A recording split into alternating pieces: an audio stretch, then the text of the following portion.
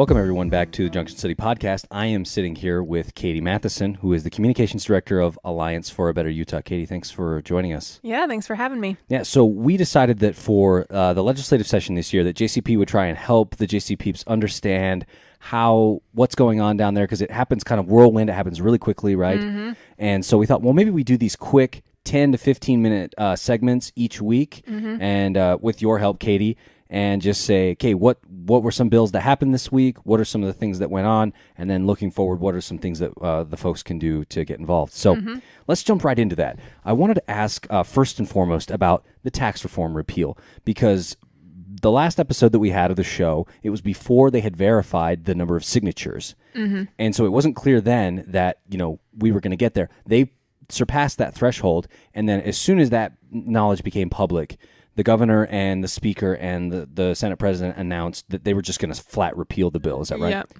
So going into that, I want to ask, what does that mean now if they just repeal the bill? Does that mean they go back to whatever existed before? Yes.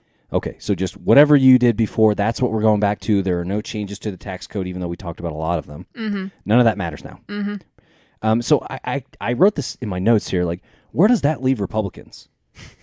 Well, nobody really knows what's going on with the budget. And so there's questions about, appropriations for bills and stuff like that. Everything's just kind of up in the air. They have this, $160 million just kind of like floating around now that they don't know what to do with it. What a problem to have. I know, right? So that's where that leaves them in terms of like actual, like stuff that we can follow, the way that it impacts the state in a real level, like on a political level. The question is, where does it leave them? It doesn't leave them in a great spot, because this is, a number of times now that the people of Utah have kind of given the smackdown to the legislature saying, no. Yeah, we don't. And so now, I'm sure behind the scenes, they're probably very mad because they did a lot of really hard work. I mean, it was hard work, Sure. A lot of them are exhausted because they spent a lot of time putting together this bill, and it's not like it's an easy bill. It's a bill with like a million different pieces. It's like a normal bill might be like a kid's puzzle that, has 100 pieces or whatever it is. And a tax reform bill might be like a professional level puzzle that has thousands of pieces, and they put all those pieces together. And now the people came, of course, the people were saying when they started putting this together, like, we don't want that, don't do it. So it's really their own fault for not listening. But now everything's kind of up in the air, and politically, I don't think it's a great look for them. Yeah, so that's a great point on the budget. We're not sure what that means. And so that $160 million surplus, does that exist in the education budget, which comes from income tax? Yes, I believe so. Okay, so there's $160 million floating there, presumably that will continue to go to education unless there are some tweaks around the budget that happen. Yeah, I don't know exactly what's going on with that. I have not been looking at the budget, so Okay. I'll let you know when I know. Yeah. And it's not, there's a lot of turmoil because of that. And then the second piece is, from what I heard somebody say that Republicans are going to just sort of take it easy for the session. They're not going to revisit this because now they have to go to November, and they don't want to do anything drastic because it's clear that people were unhappy with what they did. So they're just going to try and get everybody reelected and then go forward. Yeah, I mean, I imagine that that's definitely a part of it, the political considerations that they have. I would imagine more than that, they're just tired and they don't want to do it. Like, they want it to be someone else's problem, right? Like, Okay. Herbert doesn't want to deal with this anymore. He's out at the end of the year. Right. So, new governor, other someone else's problem, let them deal with it is probably what they're thinking. Fair enough. Let's move on to a bill that caught my eye. It was from, I want to say thank you so much for sending out those daily updates from Alliance for a Better Utah. Yeah. If you're not signed up for those daily legislative updates, please do. They're so helpful. The summary that you all put in the very beginning, talking about very key specific bills, and at the bottom what the schedule is going to be for the next day. Super helpful for me. I really appreciated it because even though I was in Canada for the last week, I was able to kind of keep up with what was going on. And so if you're not on there, go to betterutah.org and sign up for those daily legislative updates. They're really awesome. So I saw this one in one of those emails. This is HB 207 from Norm Thurston. This is a cap on insulin copays. So do you know much about this bill and how it works? I know a little bit about it. I'm not a healthcare expert. Is my mic still on? It sounds really weird. Yep. So hold on, let me pull up an email. But basically what it would do is it would it would, there's an incentive here, there's an incentive there to try and make it so that insulin prices for individuals are lower through a couple different mechanisms in the bill. But then ultimately, there's my sound. But then ultimately it would say, okay, well, you can't charge more than $30 for I think it's a 30-day supply of insulin. From our conversations with our friends who do a lot of healthcare work, this is a step in the right direction. So that's something, but it's not, as they say it's going to save lives, but it's not going to fix the overall affordability problem with insulin. Right. And the thing that caught my eye on this particular bill was the fact that it really that cap only affects those who have insurance. Correct. So it's like if you don't have insurance for whatever reason, and this cap doesn't really affect you because they're essentially capping insurance companies from... Right. It's incentives for insurance companies. Right. And so I wanted to ask here, I wrote in my notes, likelihood of it passing. What do you think? My understanding is that legislators don't like insurance mandates, but I would say in a normal setting that, enough people want it and it impacts enough people that this is an easy one that they can fix. But as we know, the legislature isn't always great at understanding what the people want. So I would hope that it would pass. It seems kind of not as much of a broad stroke as as the bill could be. So maybe it could pass. Okay. And then the last thing I noticed, there was a piece in, I think it was the Salt Lake Tribune, that said 78% of Utahns support a measure like this to do something about insulin. Yeah. The next one was SB 67. I think you testified at this in the hearing for this one. This is from Kurt Bramble. This is disposition of fetal remains. Yeah.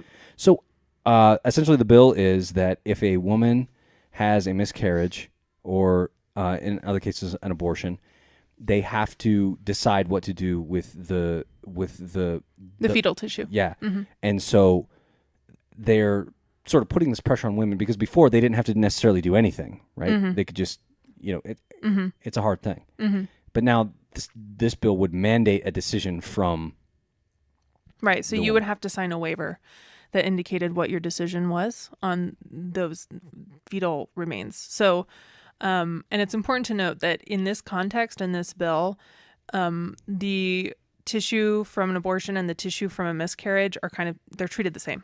Mm-hmm. And so let's say I am 10 weeks pregnant. I go into the emergency room. I have a miscarriage there in the emergency room.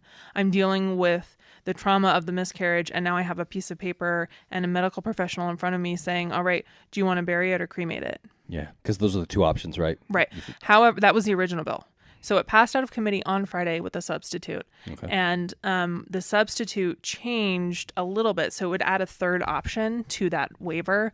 And the third option would be what is kind of status quo right now, which is that I as the woman don't want to make this decision. I'm going to let the healthcare facility decide, and then the healthcare facility decides whether to bury it or cremate it. I see. But you still have to sign that piece of paper. You still have to do it, right. So I was actually... pretty, I would say rightfully so, upset about this bill. And I think a lot of people were really upset about it going in.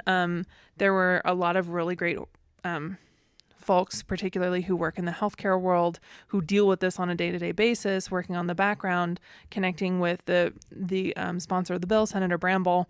And after their conversations with him, the first substitute that ended up coming out of committee was a big step in the right direction. And so I actually came out of that committee feeling fairly hopeful about where this could go. There's still a lot of problems. There's a question of cost. There's the fact that healthcare facilities do have to pay for this tissue either to be buried or cremated. And that cost, those costs are not dealt with in the bill. They're just mandating this is what you have to do with it. Yeah, it's unclear who will cover those costs. The Right. assumption is that it will flow down to the woman. But the substitute also did say that, in the original bill, the healthcare facility could only hold on to the tissue for 10 days. Now it's 120 days. So it gives them a lot more leeway, which is good. And in the committee hearing, Senator Bramble indicated that he was open to further conversation. And I know that in that committee, Senator Escamilla in particular seemed very eager to have further conversations with him. So it's not done yet, and it's not a great bill, but we did go a step in the right direction on Friday. Yeah. So I wrote in my notes, this feels like an ALEC bill. ALEC is the American Legislative Exchange Council, Yes. right? So this is basically a right-wing group that writes legislation and then tries to distribute it out to the states to push things like this, gun control, abortion. Yeah, so it's like if I'm a legislator and I know what my values are, but I don't know what bills I want to run, I go to a bill store where this bill store has values that are similar to mine, and they have model legislation that I can, take back to my state. That's basically what ALEC is. Yeah. I don't know if this is an ALEC bill, actually. Okay, yeah. So that's what I wrote, was like, it feels like it. It does, because Indiana has a Right. similar bill. Yeah, and that's what I wrote, was similar law exists in Indiana, and it was upheld by their Supreme Court earlier last year. Parts of it were. Parts of it. Yeah, I'm not sure on the details of which parts were and were not. So that's what had me wondering. Is like, okay, this is happening in Indiana, which elected Mike Pence for governor. Yeah. So there's a precedent for maybe something like this. Mm-hmm.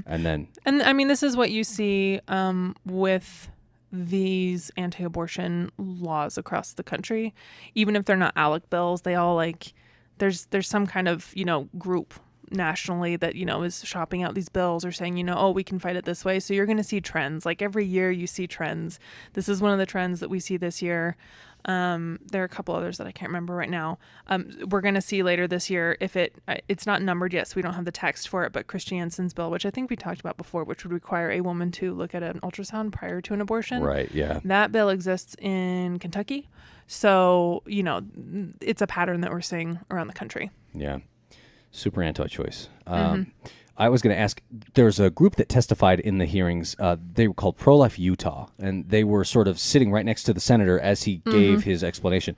So Mary Taylor. Yeah, and so can you tell me a little bit more about them? Them sitting there with the senator while they were, talking to the committee was something that really caught my eye, because it wasn't necessarily like someone like you who was going to come up for public comment.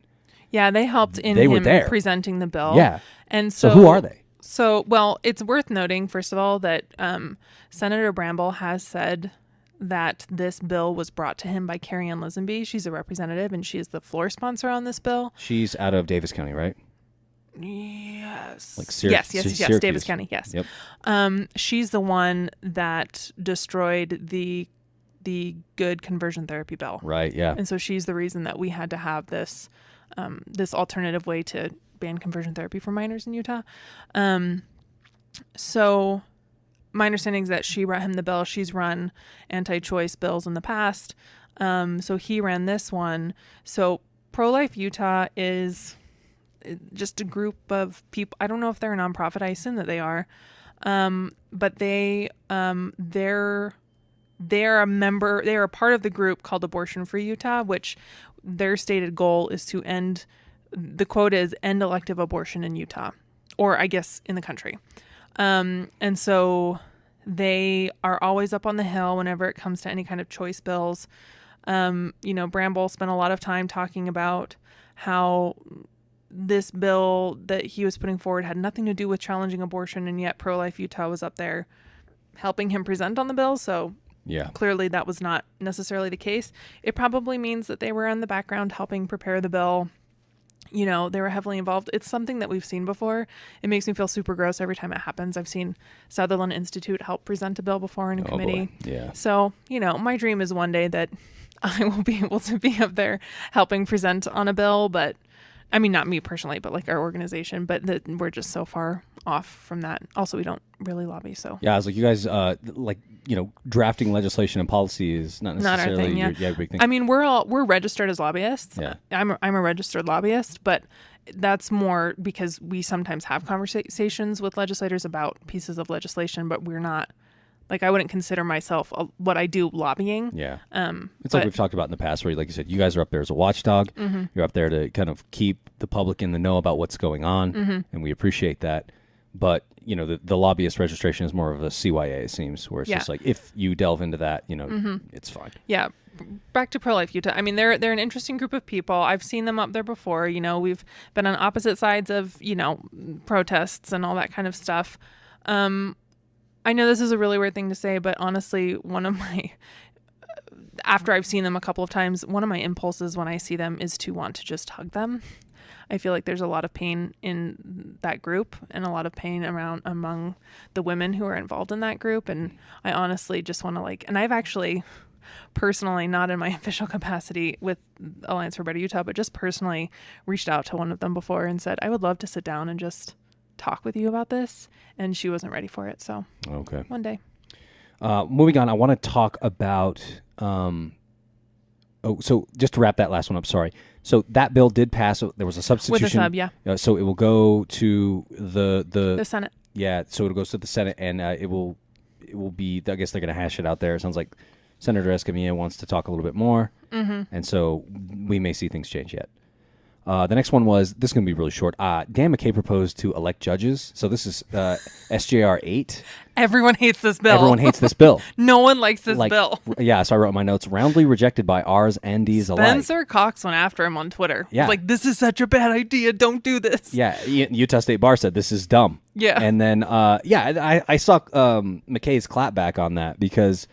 He's like, you want people to be responsive, or you want government to be responsive to the people. His clapback to Spencer Cox was, you're always about the people. Why wouldn't you want the people to elect judges? And Spencer Cox is like, you clearly have not looked at any of the data on this. Yeah, I mean, it's obvious. And so what I wrote was, so it's clear that his beef is with the retention process. And so if you're not familiar, what happens is on your ballot each year, there will be a list of judges, and the people vote whether or not to retain those judges.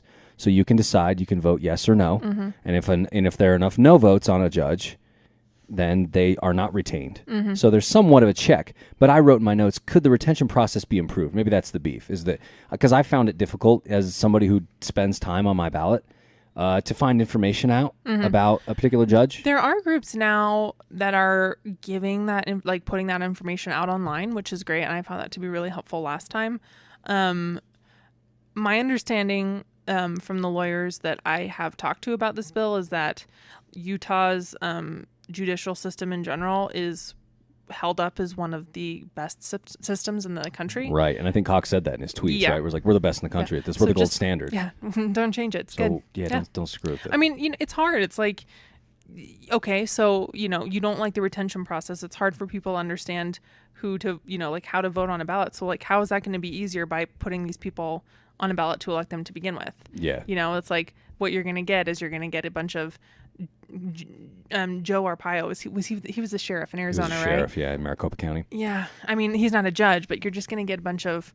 But it's going to be like that, because I think Brian King made the argument that pretty much what happens is you have judges who begin to make decisions on the bench based on politics, politics. and pretty much we're gonna sentence people to longer sentences because then we look tougher on crime, and then and which all kinds of problems with that, right? Yeah. So just leave it alone.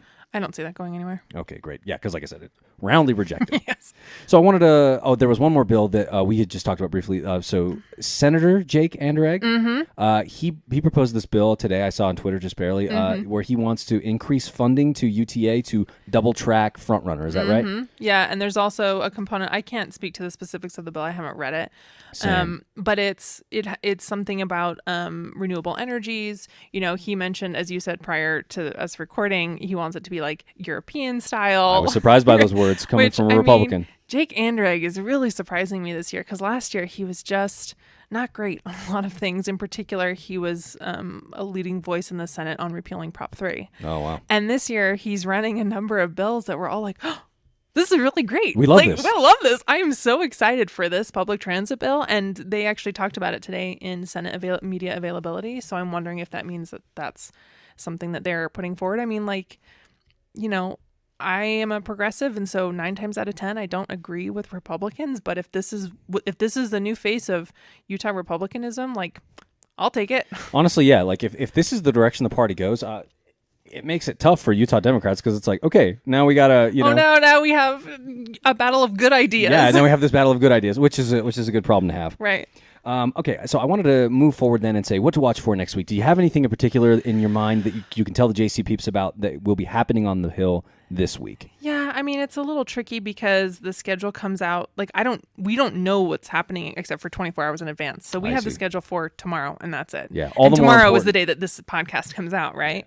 So definitely subscribe to our daily legislative updates. And those are written by your executive director, Chase, this year. Yeah, they're written by Chase. So one thing that's coming up tomorrow, two things that are coming up tomorrow in committee. So there's the tax credit for educator expenses, which is again sponsored by Senator Andrag.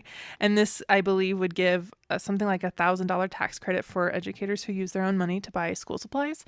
So that's like a basic, I can't believe that's actually not a thing already. Yeah. So great. That's great. Great move. Mm-hmm. And then there is family planning service amendments from Senator Kitchen. And that's going to be in committee as well tomorrow. And that's one of those pro-family bills that I think we might have talked about it. We talked about it. It was House and Senate Dems got together in November and announced this suite of pro-family bills. This is one. Yeah. And so it's a very simple fix. It would cover family planning services for folks who don't, for whatever reason, qualify for regular Medicaid help. And so it would cover people who right now the cutoff is 90% of the federal poverty level. So it would go all the way up to 250% of the federal poverty level. So basically it's just helping more people get access to whatever family planning services they need. Yeah, and this is always my argument to Republicans on Twitter or whatever. And I had this debate last week where it was like, listen, man, like you can't sit here and talk about how you hate abortion so much and then not get on board with policies like this, because it's clear that if you want less abortion, you need to invest in comprehensive sex education, family planning services. You know, like you need to invest in other things then to bring this level down. And Democrats will agree with you on that. Right, yeah. They'll get on board with it. And it's not even, I mean, if they want it to be about abortion, then that's fine. They can have everything be about abortion. For me, for my money, it's about fewer unplanned or unplanned pregnancies. Right. You know, so, you know, it makes life easier. It makes things better. You know, life is better for children, for families, for parents, for, you know, society. It makes sense. And these are easy fixes. Yeah. Easy things to invest in that will, you know, make a big difference in the long run and happier families, right? Yep. Well, great. Katie, thanks so much for chatting with us on doing an update on the week one of the legislative session. We'll look forward to next week. Like we said, follow the legislative updates at betterutah.org. You can sign up for those. Also follow those folks on Twitter. So that's at betterutah. And then also, I would recommend following you all individually. So I follow Chase, I follow yourself. I'm sure I follow other members of your staff. And then Facebook is another place. Yeah, so you can follow us on Facebook. You can friend us on Facebook if you want.